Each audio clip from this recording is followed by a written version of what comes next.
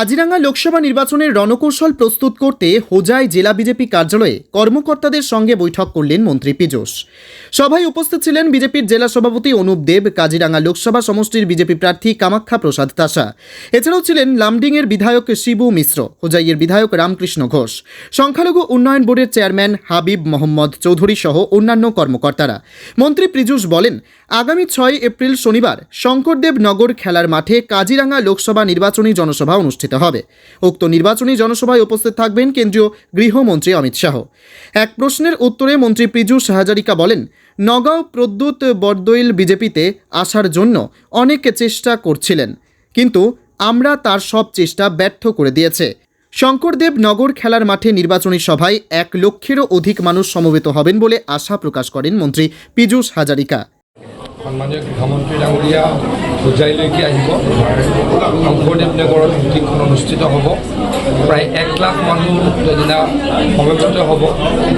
আজি 2টা প্ৰগ্ৰামত গৃহমন্ত্ৰী ডাঙৰীয়াই হোজাইলৈকে আহিব পৰা নাছিলে, গতিকে এইবাৰ ডেফিনেটলি আহিব।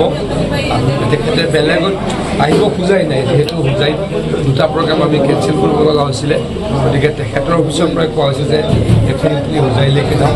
তাৰে আমি প্ৰস্তুতি সভা কৰিলোঁ। আশা ৰাখিছোঁ 1 লাখতকৈ অধিক মানুহ হ'ব আৰু তেখেতে আমাৰ এই অঞ্চলৰ উন্নতিৰ কাৰণে নিশ্চয়কৈ কিছু বাণী আমাৰ আগত ক'ব বা কিছু তেখেতৰ পৰিকল্পনা আমাৰ আগত ব্যক্ত কৰিব। আমাৰ খুব ভাল হ'ব, হোজাই জিলাততো খুব ভাল হ'ব।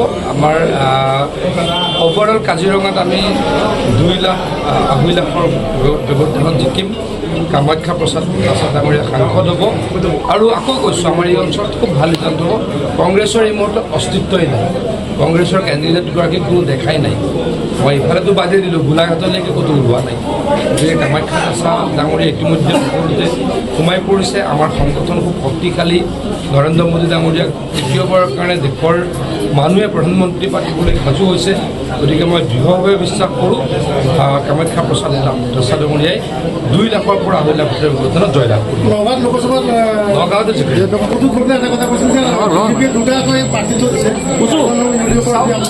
বৰদলৈ ডাঙৰীয়াই বিজেপিত যোগদান কৰিবলৈ বহুত চেষ্টা কৰিছিল, কিন্তু AUDFহে ওলোটাই কৈছে। মই আজি শুনি আহিছোঁ ডিঙত যে বিজেপিৰ 2জন প্ৰাৰ্থী প্ৰদ্যুৎ বৰদলৈ ডাঙৰীয়াই বিজেপিত যোগদান কৰিবলৈ মোৰ লগতে বহুত মোৰ ওচৰলৈকে খবৰ পঠাইছিলে, আমি না কৰিলোঁ।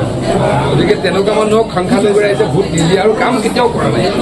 আগৰ এই বৰ্তমানটো তেখেত হোজাইৰো সাংসদ, হোজাইলৈকে ক'ৰবাত আহিছিল নেকি? আপোনালোকে ভালদৰে চিনি পায় নেকি? বানপানীৰ সময়তে হওক, দুৰ্গা পূজাৰ সময়তে হওক, কীৰ্তনৰ সময়তে হওক, লামডিঙত ক'ৰবাত হোজাইত ক'ৰবাত আহিছিল নেকি? এই মানুহজন আমাৰ লগত সম্পৃক্তই নহয়। আমাৰ নগাঁৱৰ লগত তেওঁৰ নগাঁও নামটো ক'বলৈ চাগে বেয়াই লাগে, কাৰণ তেওঁৰ আমাৰ লগত কোনো ইম'চনেল ৰিলেশ্যন নাই। তেওঁ মাৰ্ঘেৰিটাৰ মানুহ, মাৰ্ঘেৰিটাত 2বাৰ হাৰিছে, সেইকাৰণে ওপৰৰ পৰা জঁপিয়াই আহি পৰিছে। প্ৰদ্যুৎ বৰদলৈ ডাঙৰীয়াৰ নগাঁৱৰ লগত, মৰিগাঁৱৰ লগত কোনো ইম'চনেল ৰিলেশ্যন নাই। গতিকে এই ইমোশ্যন নথকা মানুহজনক এইবাৰ ৰাইজে বিদায় দিব।